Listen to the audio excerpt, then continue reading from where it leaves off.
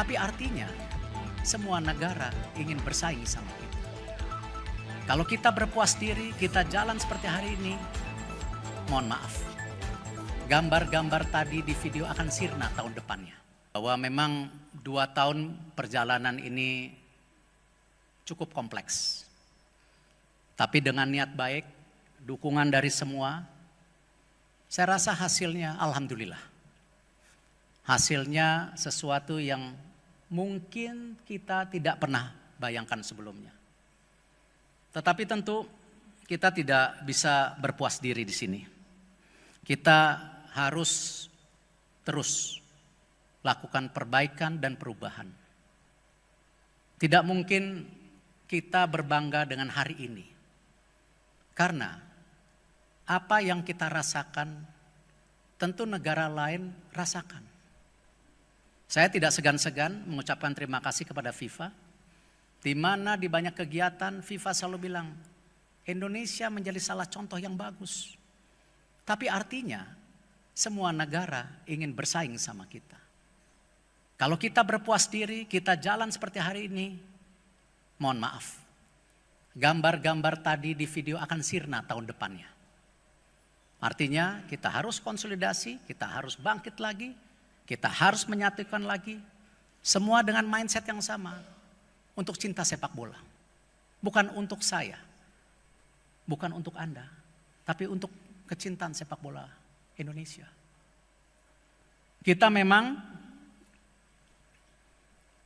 selama ini kita coba, yang saya juga tidak mau malu berulang-ulang kali, memperbaiki timnas kita.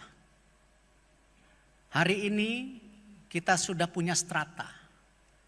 Dari U17, U20, U23 sampai senior. Dan para pelatihnya kelas dunia. Kita akan create talent pool buat tim nasional kita. Sehingga apa? Tidak satu generasi ke generasi lain terputus. Dengan kerja keras pun, banyak negara di Eropa pun yang dulu bicara generasi emas terputus. Apalagi kita. Nah, disinilah kenapa tim nasional jangan dilihat kemewahannya. Tapi juga komitmen para individu yang ada di tim nasional mau bantu Indonesia.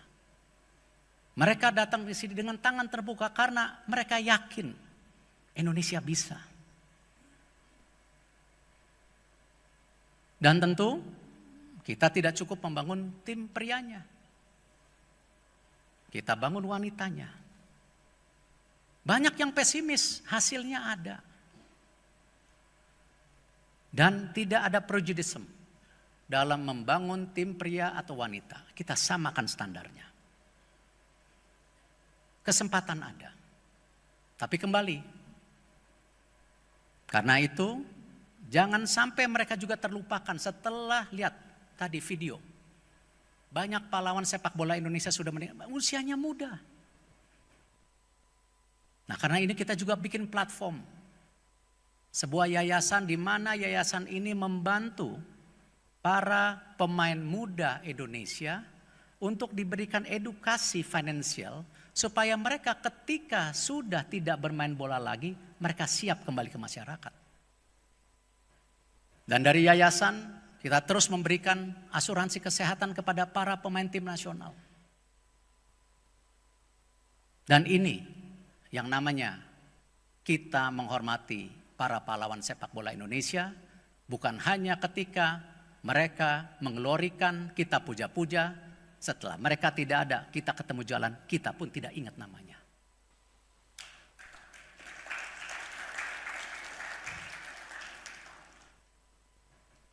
Kita juga terus memperbaiki tata kelola.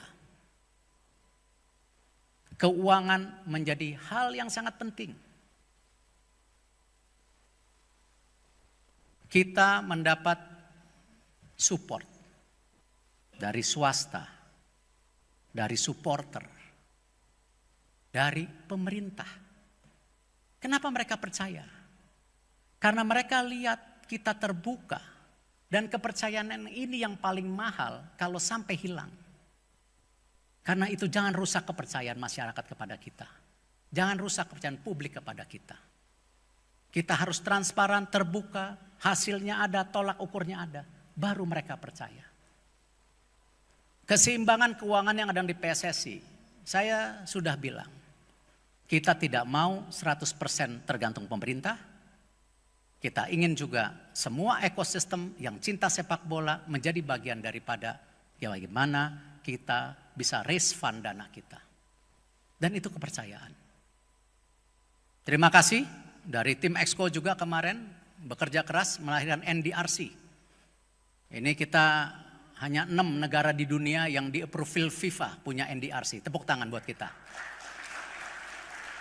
Artinya kalau ada konflik ya antara pemain dan klub, kita tidak overlapping ya dengan tentu yang sudah ada ya.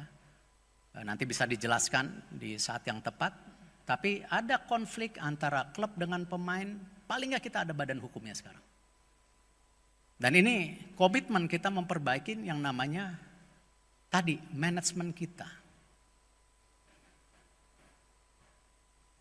Ketiga, kita juga ciptakan juga Garuda Academy. Memang awalnya saya juga mendapat cemoohan netizen. Ini bikin Garuda Academy apalagi, nggak cukup ada akademi-akademi. Salah. Garuda Academy kita lahirkan karena kita percaya kontinuitas yang ada di ruangan ini dan ke depan karena human capitalnya, karena manusianya. Artinya apa? Kita harus terus melahirkan apa? New leadership, generasi muda. Tidak bisa kita terus. Tadi sepak bola itu dari generasi ke generasi, bukan generasi kita, tetapi dari generasi ke generasi. Artinya apa? Human capital menjadi penting. Garuda Academy kemarin sangat diterima dengan baik, ratusan yang mendaftar. Cuman mohon maaf, kita hanya bisa terima 105. Dan kurikulumnya disupport oleh AFC dan FIFA. Terima kasih sekali lagi. Karena tidak mungkin tadi sebuah organisasi tidak ada human capitalnya. Dan ini terbuka, bukan hanya untuk PSSI. Tetapi untuk Asprof, untuk klub.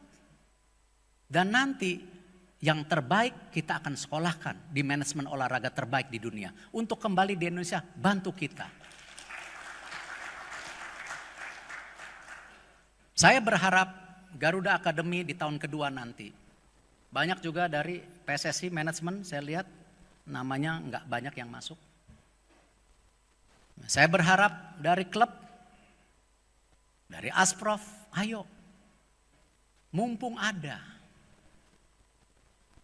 Mumpung ada. Dan mumpung kita dipercaya diberi kesempatan. Dan modulnya ini standar internasional.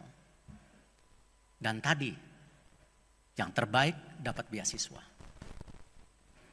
Yang keempat, kita juga tidak menutup mata dengan kegiatan liga. Tetapi yang perlu kita fair satu sama lainnya. Kepemilikan PSSI di liga hanya 1%.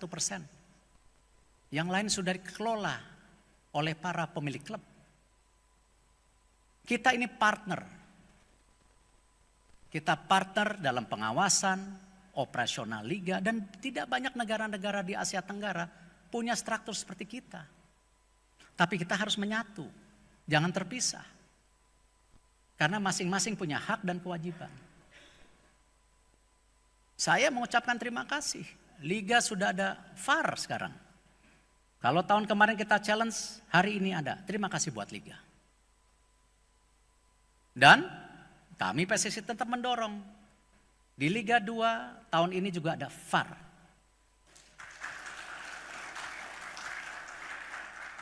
Kami dari PSSI tidak sempurna. Kami punya kekurangan. Di perwasitan kami terus improve. Kami terus perbaikin. Sangat terbuka untuk kita diskusi, saran. Ini bagian dari apa tadi? Manajemen yang terkonsolidasi bersama. Dan ini semua buat kita.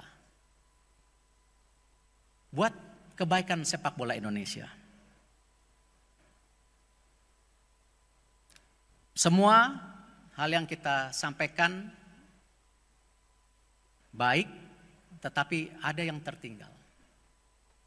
Disinilah kenapa kongres hari ini penting. Karena kita ingin kembali memperbaiki pondasi daripada struktur sepak bola Indonesia. Yaitu dengan kita coba improvisasi bagaimana peran dari Asprof ke depan makin lebih kuat, makin lebih besar, tetapi harus jalan seiring dengan pemerintah. Karena ini bagian konsolidasi. Bagian konsolidasi kita sama memperbaiki bagaimana grassroots itu terus tumbuh. Dan peran Asprof ke depan siap? Kita akan perkuat. Kita pastikan kita support Asprof. Ini bukan politis. Ya, tetapi ini buat masa depan sepak bola Indonesia, buat anak-anak kita di daerah yang harus punya kesempatan sama dengan yang ada di daerah lain.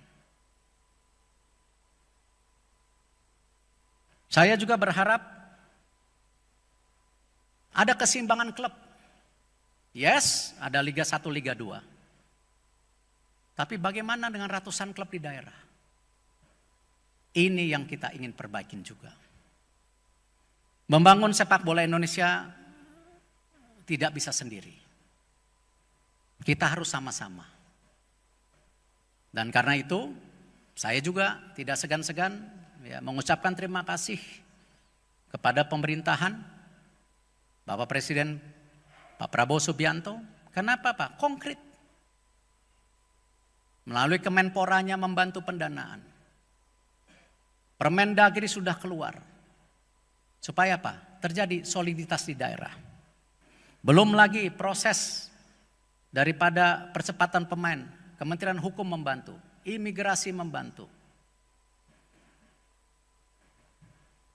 Lalu DPR membantu. Semuanya bagian sebuah ekosistem yang memang kita harus sama-sama, tidak bisa kita terpisah.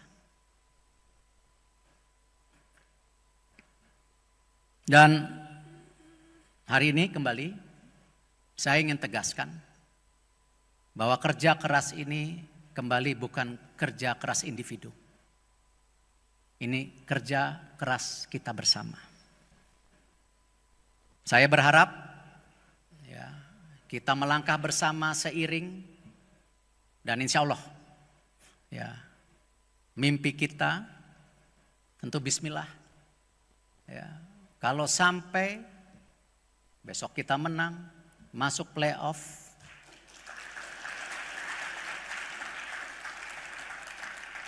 ini momen yang mungkin akan membuat kita terharu, tapi bukan membuat kita terlena. Justru itu kita harus bangkit lagi.